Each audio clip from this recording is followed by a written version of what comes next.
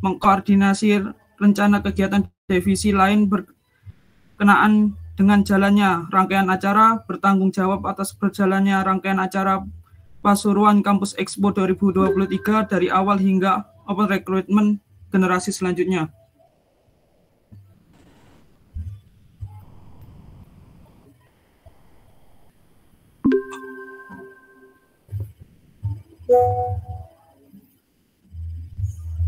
Organisasi Siswa Intrasekolah SMA Negeri 1 Pasuruan, Ketua 2, tahun 2019 sampai 2020, menjadi penanggung jawab jalannya berbagai program kerja dari Divisi Kewirausahaan, Divisi Keolahragaan, Divisi Seni Budaya, dan Divisi TIK, mengkoordinir perkembangan kinerja setiap staf sektor SIE, menjadi Ketua Koordinator SIE Dekorasi Dokumentasi pada rangkaian acara HUT SMAN 1 Pasuruan ke-62. Yang ketiga ada Bhinneka Choir, Staff Bass Section pada 2019 sampai 2022. Ikut serta dalam perlombaan paduan suara tingkat kota atau kabupaten hingga provinsi, berperan dalam koordinasi section bass. Kemampuan hard skill. Yang pertama cukup berpengalaman menggunakan OOP Python dan C++ prosedural, penggunaan DBMS seperti MySQL dan SQL Server, cukup berpengalaman menggunakan Microsoft Office, Microsoft Word, PowerPoint, dan Excel, mampu melakukan editing video sederhana. Soft skill, ada public speaking, adaptive dan responsive, leadership, problem solving dan decision making, critical thinking. Pencapaian ada Vesmaro 2022, Departemen Teknik Elektro Universitas Negeri Malang, menjadi Best Presentation dan finalis. Yang kedua, juara 2 tingkat SMA sederajat Matematika Olympic of Unibdu 2020 Jawa Timur, Unibdu Jombang. Bridge Ubaya Cup ke-8 Nasional Universitas Surabaya, juara 5 kelompok umur 22. Kompetisi Siswa Nasional 2020 Kota Pusprenas, juara 3 bidang matematika tingkat SMA atau sederajat. Kejuaraan Kota Bridge 2021 Kota Gapsi Kota Pasuruan, juara 3 kelompok umur 18.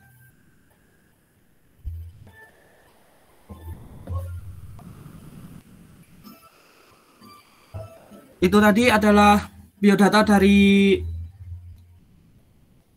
pemateri kita. Selanjutnya kepada Mas Mustar, waktu dan tempat dipersilahkan. Oke, terima kasih moderator atas kesempatannya. Mas Mustar itu siapa? Ya udah, aku tak share screen dulu.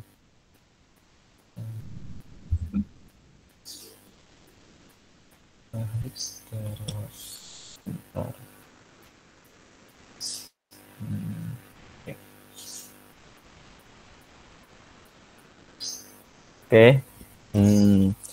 Kenalin Rek, aku Mahesa Yustar dari TIB, angkatan kalian juga. Jadi di sini saya ada kesempatan buat ngasih introduksi kalian buat C++. Padahal ya juga sebenarnya C++ ini juga udah dipakai sama anak-anak PTI, juga udah ada di online course, tapi ya disuruh jelasin lagi di mentor sebaya ini. Jadi kalau yang belum tahu, C++ itu ya bahasa pemrograman ya, Rek.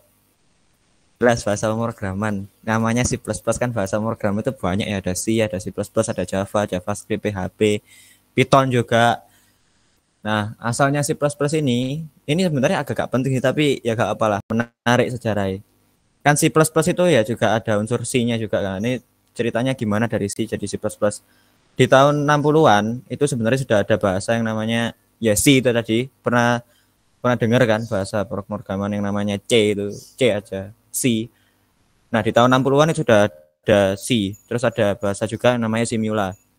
Kalau di C sendiri itu bagusnya dia kan langsung intensif ke bahasa mesin. Jadi kecepatannya atau runtime-nya itu masih bagus. Tapi di samping bagus, dia itu masih mampu dibaca sama manusia gitu loh. Masih komprehensif. Kalau di bahasa-bahasa yang runtime-nya cepat di masa itu susah banget dibaca. Soalnya bahasa-bahasa mesin kan ya gak masuk akal lah buat dibaca. Terus ada yang namanya Simula ya. Simula itu bagusnya karena ada konsep class atau OOP, Object Oriented Programming. Jadi maksudnya OOP ini gimana? OOP itu kayak kita mikir sesuatu itu kita klasifikasikan gitu loh. Kayak misalnya kita lihat sepeda motor Yamaha gitu. Nah, sepeda motor Yamaha itu termasuk apa? Termasuk sepeda motor. Sepeda motor termasuk apa? Termasuk mesin. Nah, itu kan yang bisa mengklasifikasikan langsung itu kan otak kita ya. Nah, teknologi OOP ini gimana caranya kita ngajarin ke komputer cara belajar seperti manusia. Ya itu ya pakai OOP itu. Juga enaknya OOP itu lebih terstruktur gitu programannya. Terus ya si pencipta C++ namanya Pak Bjorn Stroustrup ini mikir gimana kalau C sama Simula itu ditabrak aja, diffusion. Nah, jadilah C++ yang bisa yang runtime-nya itu cepat tapi punya teknologi OOP. Juga gampang dibaca di masa itu. Oke, lanjut. Terus ya gitulah C++ itu pengertiannya. Tapi kenapa kok kita harus belajar C++ bahasa pemrograman kan banyak. Kelebihannya C++ ini apa? Jadi C++ itu dia deket sama mesin tapi juga ramah buat otak manusia dibaca gitu. Manusia baca program C++ itu masih gampang, masih komprehensif. Maksudnya deket sama mesin itu gimana? Jadi kita itu bisa modif program kita sampai yang konkret. Jadi program kita itu jadi lebih efisien gitu loh. Tapi dengan berbagai fitur modifnya itu manusia masih gampang buat baca program C++. Jadi enaknya C++ itu. Jadi ramah ke mesin tapi juga human friendly. Terus yang kedua dia itu cepat ya, runtime-nya cepat dibanding sama bahasa-bahasa pemrograman yang lain. Kayak misalnya kita punya program output hello world aja dah. Itu kalau kita run di C++ itu cuma 3 milisecond. Tapi kalau di Python itu sampai 21 milisecond, 19 milisecond. Jadi sampai berapa ya? 3 kali sampai 4 kalinya kan. Atau misal di JavaScript itu aku tahu sekitar 8 kalau nggak salah, 8 atau 10. Itu 2 kalinya. Jadi C++ itu enaknya karena C++ itu anaknya C ya. Anaknya bahasa C, jadi ya runtime-nya juga cepat. Terus C++ ini memorinya itu bisa lebih manageable, lebih gampang di manage. Soalnya dia ada banyak teknologi yang lebih mengefisiensi memori. Kayak data tipe itu lebih didetailkan. Kayak misalnya ukuran boolean itu cuma 2 byte atau misal ukuran yang bilangan-bilangan besar itu sampai 8 byte dan sebagainya. Jadi dia itu lebih intensif gitu ke memorinya. Ada pointer juga. Terus volatile itu maksudnya kayak C++ itu kayak pesawat tempurnya bahasa pemrograman gitu loh. Dia itu mumpuni. Dia itu dipakai di mana-mana, bisa dari game, buat aplikasi ringan, mesin di mobil atau bahkan Mars rover atau robot yang sekarang di Mars itu di programnya microcontrollernya pakai C++. Lanjut. Ini kalau misal ada yang ini kalau dasar-dasar sih nggak penting sih sebenarnya. Ya sudahlah, langsung lanjut ke struktur dasar ya. Ini buat kalian yang nggak tahu C++ dari awal itu gimana. Jadi struktur dasar buat C++ yang benar-benar dasar ya, bukan yang OOP ya. Tadi kan aku sudah bilang kalau C++ itu bisa object oriented kan. Tapi yang diajari sekarang kan gara-gara introduksi ya cuma dasar aja. Kalau dasar itu ada 3, ada header, fungsi main sama fungsi luar. Bentar, ini coba tak tunjukin lah hasil ke live coding ya. Nah, header itu yang mana? Tadi kan aku udah dibilang ada header, ada main function sama fungsi luar gitu. Nah ini kalau kalian belum tahu ya ini loh, ini penampakan dari program yang dari ditulis pakai C++. Jadi jangan kaget yang pakai Python atau pakai PHP ya ini mungkin bisa dibiasakan dulu.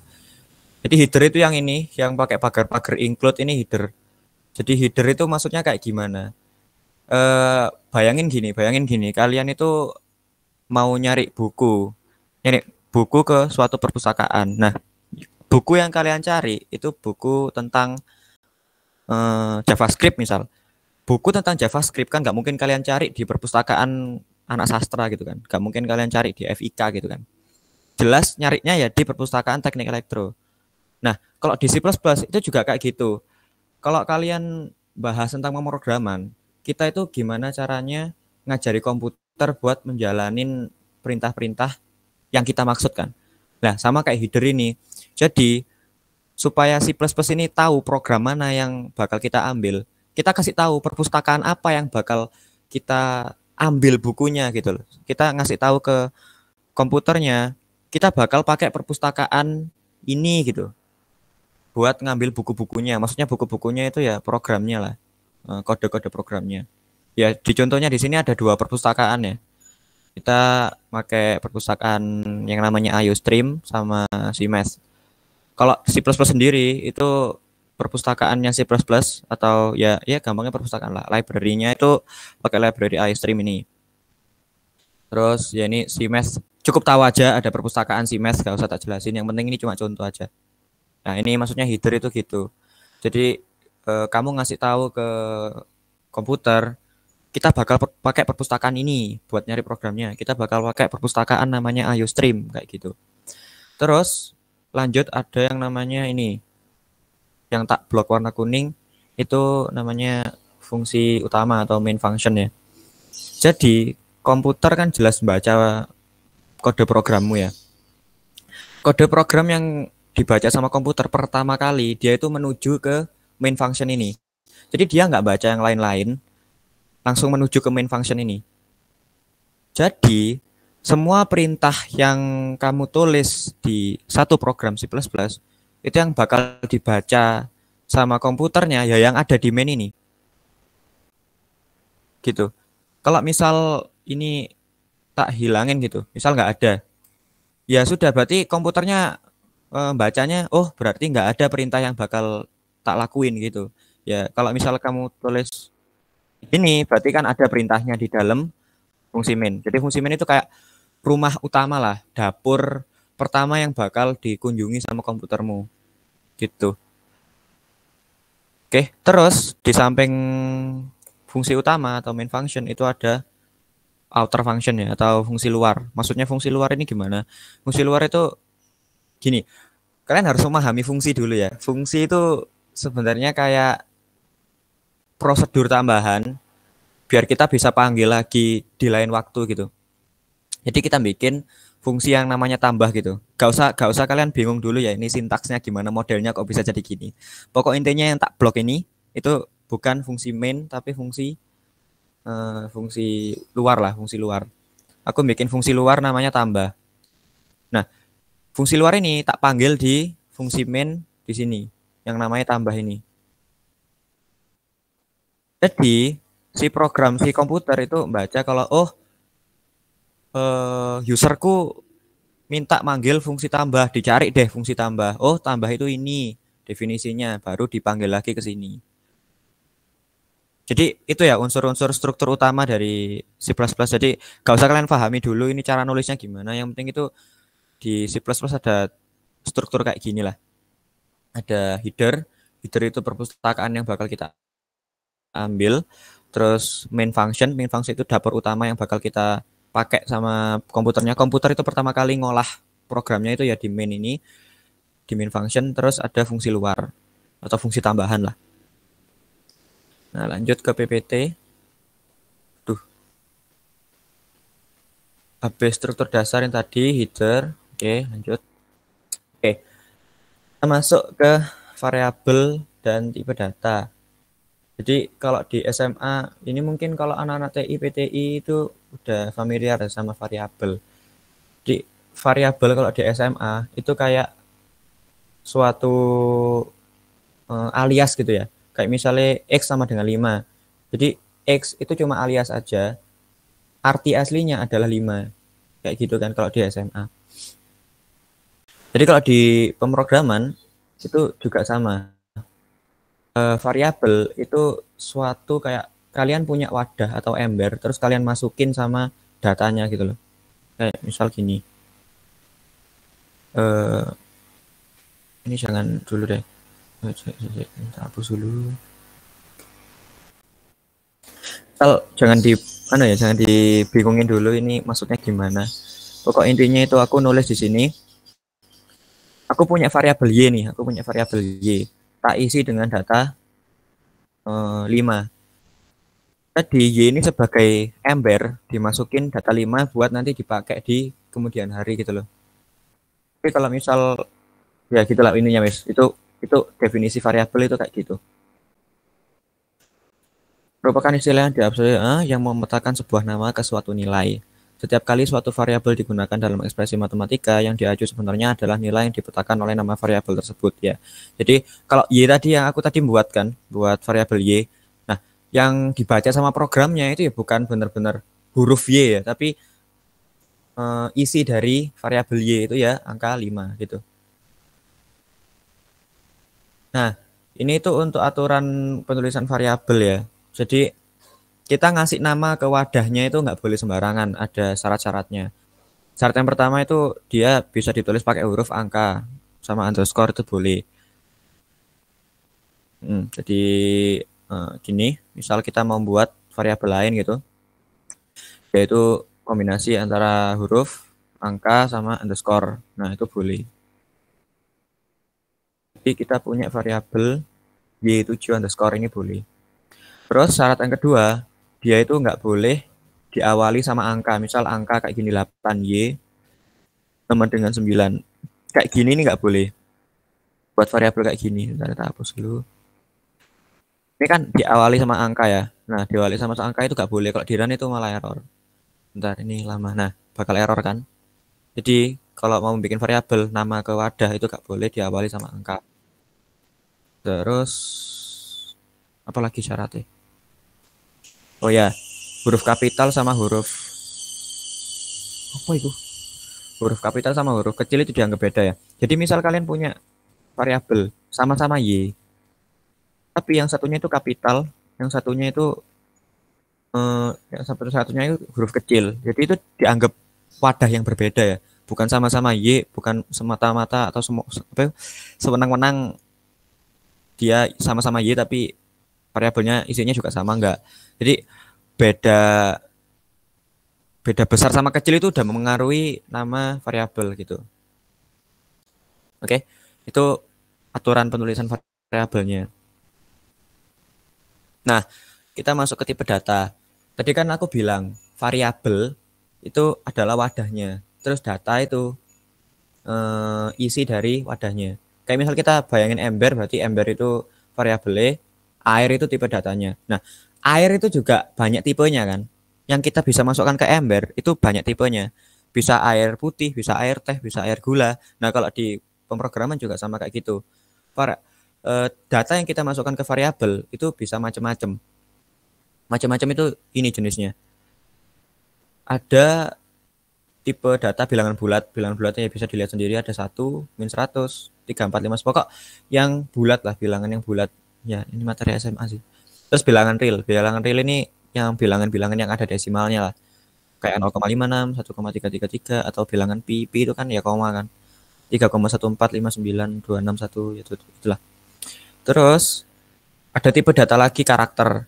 Tipe data karakter itu kayak gini. Dia itu huruf, bukan lagi angka. Kalau angka kan kalian bisa jumlahkan, bisa kurangi, bisa kali, bisa lain-lain. Tapi kalau karakter kan nggak bisa kayak gitu. Jadi dia tipe data khusus lagi. Dia itu karakter lah, ya huruf-huruf kayak biasanya. Nulis ini misalnya setiap variabel pada C++ ini juga karakter kan, bukan angka. Terus ada lagi tipe data nilai boolean. Nilai boolean ini ya kalau anak, ya ini sebenarnya di SMA juga ada sih, true sama false lah. 1 atau 0, benar atau salah kayak gitu, ini nilai boolean. Di C++ juga ada jelas pasti. Oke, jadi kita akan lebih mendetailkan tipe-tipe bilangan bulat dulu ya. Oke, tipe-tipe bilangan bulat sendiri itu ada macam-macam ya. Kita kalau di C++, kan aku tadi bilang, buat alokasi memori itu lebih intensif. Ya kayak gini nih, dia itu buat nulis bilangan bulat aja, buat ngasih tahu kalau tipe datanya bilangan bulat aja, itu ada 3 jenis. Setiap jenis itu beda-beda ukurannya. Jadi kalau kita mau masukkan data yang lebih kecil, kita bisa pakai tipenya yang short aja, soalnya short cuma 2 byte kan. Masya Allah, balik-balik. Nah, kalau misal kita mau masukin bilangan yang besar banget, kita bisa pakai long. Ya 8 byte. Dia lebih besar tapi dia bisa nampung sampai 2 pangkat 63. 2 pangkat 63 itu sekitar berapa ya? 10 pangkat 19. 10 pangkat 19 itu sekitar berapa ya? 1 juta. Nah, sekitar segitulah. Gak penting sih. Pokok intinya gitulah. Ini bisa nyimpen angka sampai besar banget. Tapi kalau short ini cuma sampai 60.000 lah nggak salah. Sekitar 60.000. Kalau enggak 6 juta. Pokok sekitar ini cuma kecil lah short ini. Soalnya ukurannya juga cuma 2 byte kan. Jadi kalau kita mau nulis, oh ya, ini juga membahas gimana cara kita nulis variabel ya. Cara kita nulis variabel di C++ itu kita tulis dulu tipe datanya. Kan tadi ada 3 jenis ya tipe data, ada short, nggak bisa diantar, ada integer, sama ada long gitu kan. Kita tulis dulu tipe datanya.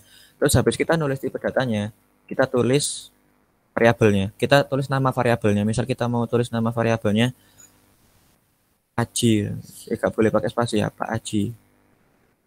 Nah, titik koma. Nah, ini sudah terbentuk ini. Ini udah terbentuk variabel. Kita udah bentuk padahnya aja, tapi belum ada isinya. Baru kalau kita mau ngisi isinya, mau ngisi Pak Aji ini artinya apa? Misal kita masih tahu ini 120. Nah, berarti kita punya variabel Pak Aji. Kita punya variabel Pak Aji dengan tipe short. Nilainya itu 120 kayak gitu. Kalau integer berarti kita misal membuat lagi tua gitu sama dengan kayak gitu. Nah, jadi short sama integer sama long ini beda semua ya. Kalau short itu kalau mau nampung angka misalnya, sebentar. Bahas short aja wes. Short ini kalau kita mau nampung angka besar banget kayak sekitar segini, itu dia bakal gimana ya? Bakal error sih. Jadi kalau misal kita ini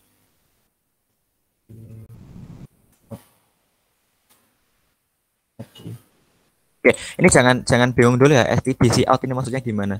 Pokok intinya ini kayak ngeprint lah. Ini mau output ke dalam konsolnya, mau output ke sini. Kalau kita tampilin Pak Aji itu, bentar. Nah, dia itu malah nampilin minus 13.000. Padahal yang kita inisialisasi di awal itu Pak Aji kan harusnya sekitar berapa ini? 100 juta kan. Tapi karena dia pakai variable short, dia itu kayak gak mampu gitu loh, kayak tumpah-tumpah. Akhirnya yang dia tampilan di sini itu bakal beda sama yang kita inisialisasi. Supaya yang kita tampilkan itu benar 10 juta ya kita ganti aja jenisnya. Misal kita pakai long gitu. Long. Nah, ini baru benar. Nampilinnya sama-sama satu. Nah, sama-sama 10 juta. Oh iya, teman-teman kalau mau nyoba ya.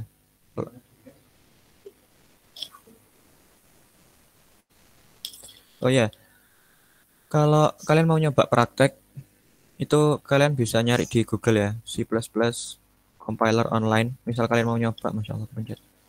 Kalian mau nyoba C++, Masya Allah, compiler. Nah, ini.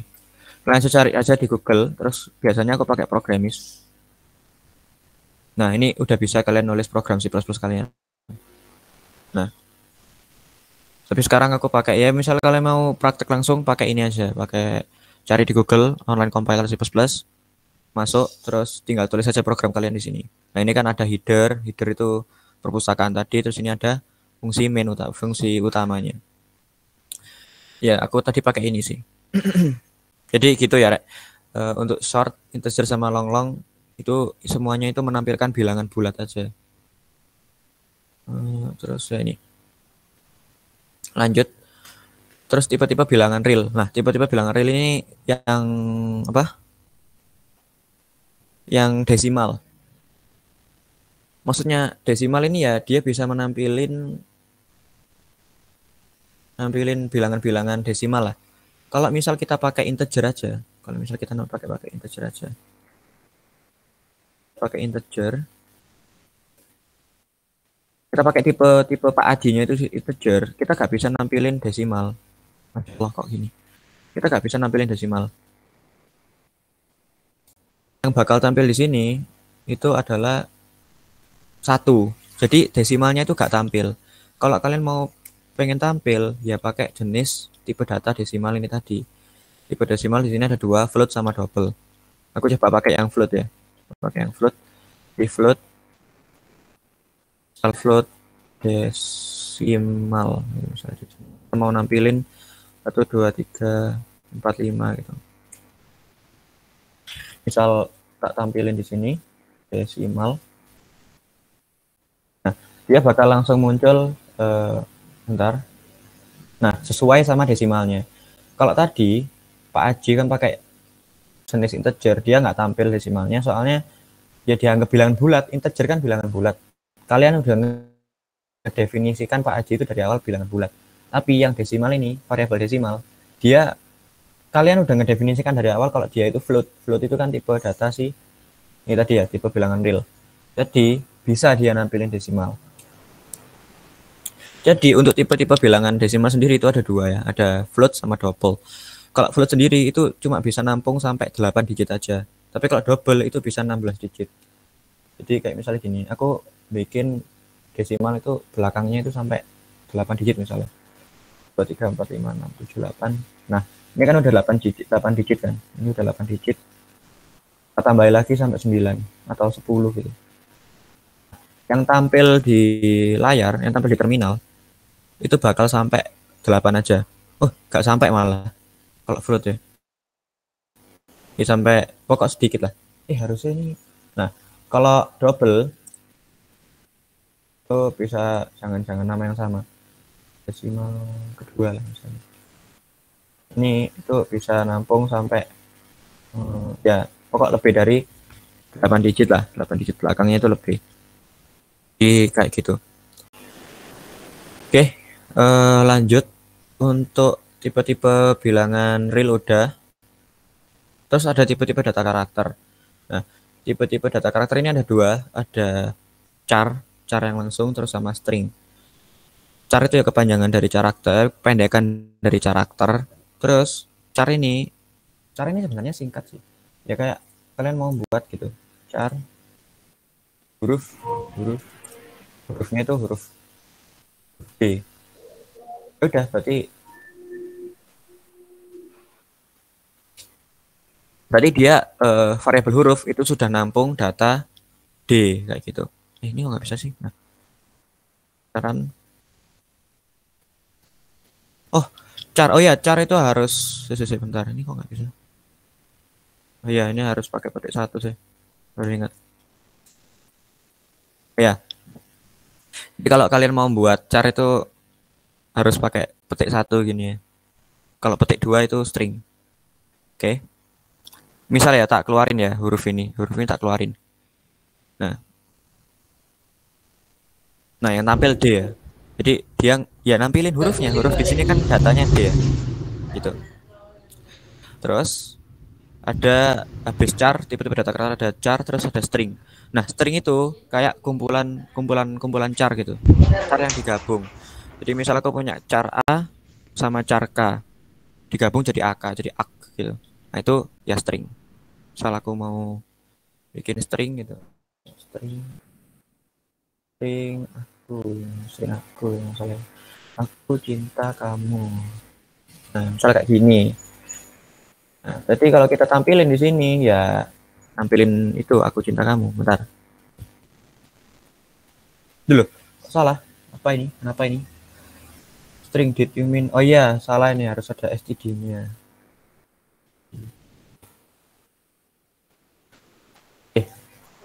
Biar ini kan ada kayak ngulang-ulang std gitu ya. Biar std-nya hilang, mending kita bikin gini, using namespace. std. Nah, fungsinya ini apa? Fungsinya using namespace std itu fungsinya buat kita nggak perlu lagi nulis std. Berarti kita udah bisa ngehilangin std-nya kayak gitu. Dan ini masih kayak error. Kayak tadi, kayak ini misalnya. Kayak di sini nih. kan string itu salah ya. Kalau kamu mau bikin tipe data string aja harus ada std-nya di belakangnya. Kalau kalian udah pakai ini using namespace std itu kalian nggak usah nulis std lagi. Nah, kalau kita run nggak bakal error. Nah, ya keluarlah aku cinta kamu gitu.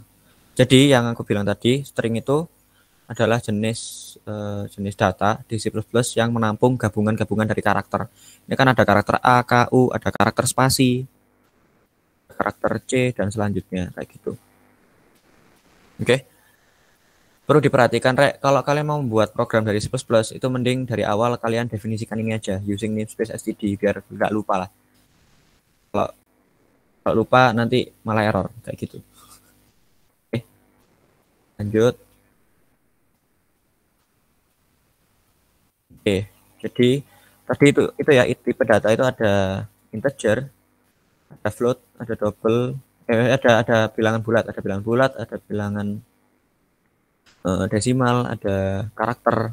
Terus ada tadi ada boolean. Cara kita mendefinisikan data boolean itu kayak gini. Kebenaran. Tuh. Kayak gitu.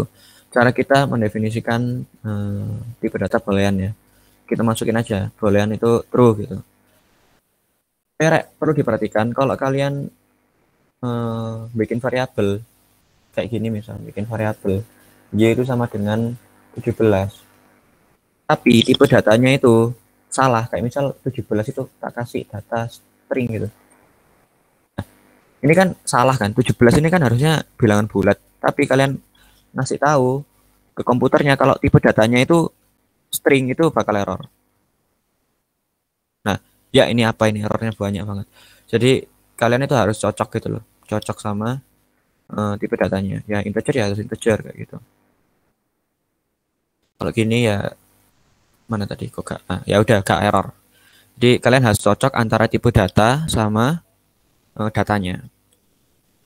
Yang kelima ini ada input output. Input output ini ya input output. Jadi input itu kalian kalau di TI sama PTI mungkin udah paham ya. Input itu kan kita memasukkan data ke komputer. Kalau output itu ya komputer menampilkan data ke kita. Jadi kayak gitu ya. Cara kita memasukkan data ke suatu komputer itu pakai cin. Bukan cin ya, bacanya bukan cin tapi cin. Gini. Ada cin sama cout ya tadi ya. Cin sama cout. Ini tadi di sini kalau mau input itu pakai std cin, tapi karena kita tadi std itu sudah kita hilangin dengan cara using namespace tadi. Jadi tinggal kita tulis cinnya aja, cin. Terus kalau mau output kita pakai cout kayak gitu. Di ini tadi. Ini mungkin dari tadi udah dilihat ya. Kalau mau print ke layar gini itu pakai cout. Nah, caranya kita pakai cin itu kita mau nginput apa dari user, kita masukkan ke variabel. Jadi kita misal ya, cin ke Pak Aji gitu. Kayak gini misalnya. Jadi apapun yang diinput user, misal gini. Misal ya habis diinput user, Pak Aji itu habis diinput, kita output ya, kita keluarin Pak Aji gitu.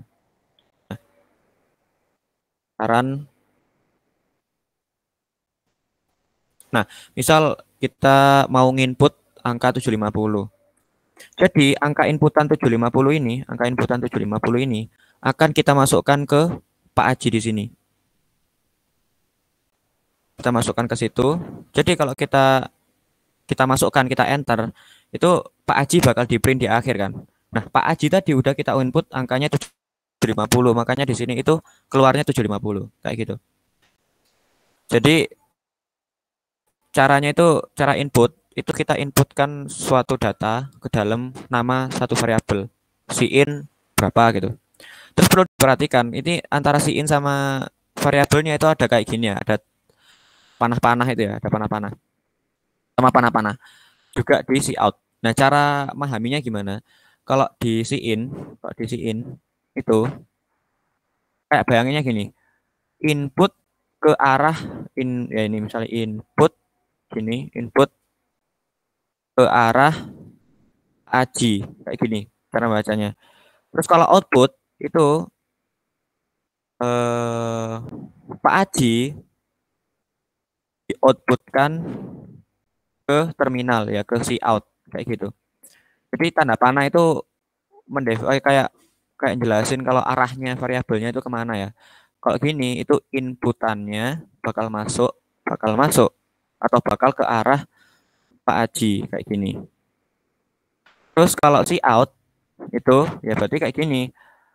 Variabel Pak Aji bakal ke arah si out. Jadi bakal ditampilin kayak gitu. Oke. Itu buat input output. Ini yang dari tadi bingung saya tadi nulis si out itu apa. Jadi itu buat nge-output ke terminal. Buat nampilin ke layar lah. Oke. Terus apa lagi ya? Lanjut. Jadi tadi input output udah ya. Terus lanjut ke operator dasar. Operator dasar ini maksudnya kayak itu loh, operator operasi matematika. Nah, itu ada penjumlahan, perkalian, terus ada pembanding nilai, ada and or not. Nah, ini mungkin semuanya udah ada di SMA, tapi cara kita implementasikan ke bahasa pemrograman pakai gini. Tak contohin ya. Misal ini biar gak bingung, tak hapus semua aja. Misal gini. Kita buat variabel ya, variabel bilangan bulat. Y itu sama dengan 7 ditambah 8. Nah, ditambah 8 itu kan berapa? Berapa? Ya ini kan ya, 15. Jadi kalau kita tampilin pakai si out, itu ya 7 tambah 8 ya 15. Gitu. Oh iya, Rek. Untuk proses input output itu ada yang namanya lagi handle. Ini bacanya itu endline. Jadi endline ini ngebuat outputnya itu ada enter gitu loh. Bakal ke bawah. Ini kan habis 15 itu nggak ke bawah kan. Tapi kalau lihat ada kayak tanda kuning itu. Nah, ini kuningnya di bawah, soalnya udah kita enter. Jadi endline ini kayak enter lah, kayak enter. Kalau di keyboard itu enter. Terus ada lagi, misal kita mau ngurangi gitu, Y. Jangan ya, Y sama dengan 9 dikurangi 2. 9 dikurangi 2 itu berapa? Ya, itulah. 7 ya. Kalau nggak tahu ya kena mana, Rek. Nah, itu 9 dikurangi 2. Ya, 7. Ya, nampil ya. Jadi, endline ini buat nge-enter ya, Rek. Tadi kan 15 ke enter, terus nampilin C, Y yang selanjutnya. Nah, ini kenapa kok Y yang di atas sama yang di bawah beda? Ini soalnya yang Y di atas kan belum diganti ya nilai. Tapi yang Y di bawah itu udah diganti pakai nilai 9 dikurangi 2. Ini operator dasar ya. Operator dasarnya 9 dikurangi 2. Terus ada operator lagi. Di sini ada operator perkalian ya. Ada perkalian bagi gitu. Misal Y itu sama dengan 9 dikali 8. Terus Y sama dengan apa ya? 2 dibagi 4 misalnya. Terus 4 ya. Y sama dengan apa lagi ya? 20 dengan 10 kita bagi 3 gitu misalnya. 3. Nah, jadi ini contoh-contoh perkalian ya yang di bawah ini, Jadi coba di-run. Nah, kalau di situ tampilnya itu 9 kali 8 ya ini loh, yang ini. Yang ini 72 ini. Nah, itu 9 kali 8. Terus 72 bagi 4 itu 18. Terus maksudnya 10/3 ini gimana? Jadi cara bacain 10/3 ini 10 dibagi 3, Masya Allah. 10 dibagi 3 itu sisanya berapa? Sisanya adalah 1 kan? Iya kan? Kan perkalian 3 kan sampai 9 aja. Jadi 10, 9. Jadi kan 10 gak bisa dibagi 3 kan? Sisanya ada sisanya. Sisanya adalah 1 kayak gitu. Terus, oh ya, Rek. buat di C++ khusus C++ ya. Setiap kalian buat perintah, setiap kalian buat statement merubah variabel, kalian mau nge-output itu wajib diakhiri sama titik koma ya. Titik koma itu kayak kayak mengakhiri suatu statement lah. Harus ada itu. Terus ada lagi pembanding nilai. Nah, pembanding nilai itu untuk nilai nilai kebenaran. Jadi kalau kita di program itu kayak kasih tahu apakah ini lebih dari ini, apakah ini kurang dari ini, dan nanti komputernya bakal ngasilin benar atau tidak. Jadi kayak gini. Misal kita buat, nah karena ini tuh jenis variabelnya itu benar atau tidak, makanya kita harus pakai boolean ya. Boolean misal kita ya kebu. Nah, terus misal kita buat 7 itu lebih besar dari 3. Kita see out, bentar. Jelas ya, kalau kita lihat pakai mata telanjang, mata yang biasa aja, 7 lebih dari 3 itu kan benar. Nah, makanya komputernya itu ya bilang juga kalau nah, bilang 1, bukan true ya. Jadi kalau di C++, meskipun nilainya ini benar, yang di output di sini itu bukan benar-benar huruf TRUE, tapi 1. 1 itu melambangkan true kan. Oke, ini hapus semua lah. Ini udah selesai soalnya. Nah, misal ya, kita buat lagi. Kebo itu kita buat 8 itu lebih besar sih, ini sama dengan 8 lebih besar dari 6. Nah, 18 dari 10 gitu misalnya. Nah, kalau kayak gini, kira-kira 8 itu lebih besar nggak dari 10? Enggak kan? Makanya si outputnya bakal ngeluarin 0. Jadi 0 itu ya menggambarkan kalau dia itu salah. Jadi 1 itu benar, true, 0 itu false gitu. Oke. Apa lagi ya?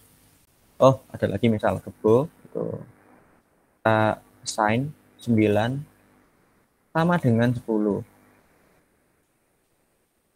Jadi kalau di PPT ini lebih dari itu kita bisa pakai ini. Ya lebih dari biasa, kurang dari juga kayak biasanya kayak ya pelajaran SD. Tapi kalau sama dengan kita mau membandingkan antara dua bilangan itu sama dengan apa enggak, itu pakai double sama dengannya. Jadi kayak gini. Kira-kira kalau kita mikir sendiri ya kan 9 itu bentar, ini kan aja. Nah, itu 9 kan enggak sama dengan 10 kan. Jadi kalau kita bilang 9 sama dengan 10 ya salah kalau kita run ya. Bentar, kita run. Nah, dia bakal ngasih nilai 0. Karena salah kan, 9 ya tidak sama dengan 0. Terus ada lagi. Ini kan 9 sama dengan 10. Apakah 9 sama dengan 10 kayak gitu? Tapi kita bisa bikin juga apakah 9? Nah, ini kita kasih nilai. Apakah 9 tidak sama dengan 10? Jadi kan untuk bikin sama dengan itu kita pakai ini ya, sama dengan double. Kalau kita mau bikin tidak sama dengan itu kita pakai tanda seru terus sama dengan gini. Kalau kita pemahaman kita sendiri, apakah 9 ini kayak ngasih tahu gitu loh. Apakah 9 tidak sama dengan 10? Jawabannya adalah benar ya. 9 itu tidak sama dengan 10. Jadi kayak gitu. Ini untuk operator boolean ya, operator kebenaran. Jadi kayak gitu. Terus lanjut. Nah, ini untuk AND. AND OR sama NOT ini biasanya dipakai di kondisional. Jadi mending ini cukup tahu aja. Misalnya nanti dipakai buat di kondisional. Jadi misal kita gini aja, langsung dicoba aja gini.